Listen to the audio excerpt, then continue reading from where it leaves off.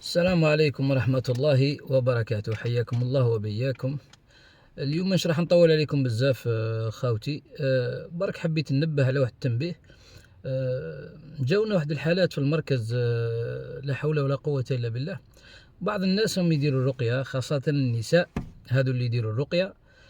كي تعاود ترجع لها المريضة اللي تجي دير عندها حجامة مثلا في المركز ولا تقول لها واش لقاو لك في الدم تاعك، لقاو لك شعر، لقاو لك كذا، لقاو لك كذا. الله المستعان يا خوتي، اتقوا الله. راكم وسوستوا كاع الناس اللي يجي يقول لك واش خرج لي في الدم تاعي، واش خرج كذا.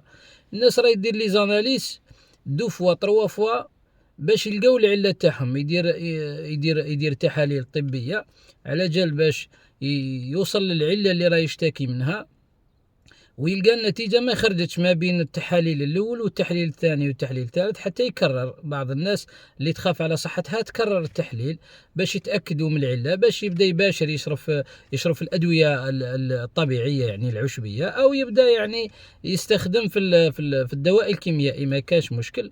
ولكن بعض الناس الله يهديهم، هذو الناس اللي راهم يديروا في الحجامة، بعض الناس اللي راهي يعني قلنا خاصة النساء، اما تروح عند وحده ترقي تقول لها باللي كي درتي الحجامه واش خرج لك شعر، خرج لك كذا، خرج لك كذا.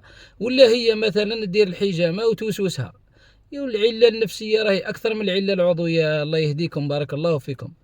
ماذا بكم بارطاجيوا هذا الفيديو باش الناس كامل تستفاد، وان شاء الله ربي يرحمنا وربي ينفعنا بواش علمنا، وربي يزيدنا علم ان شاء الله. والسلام عليكم ورحمه الله وبركاته.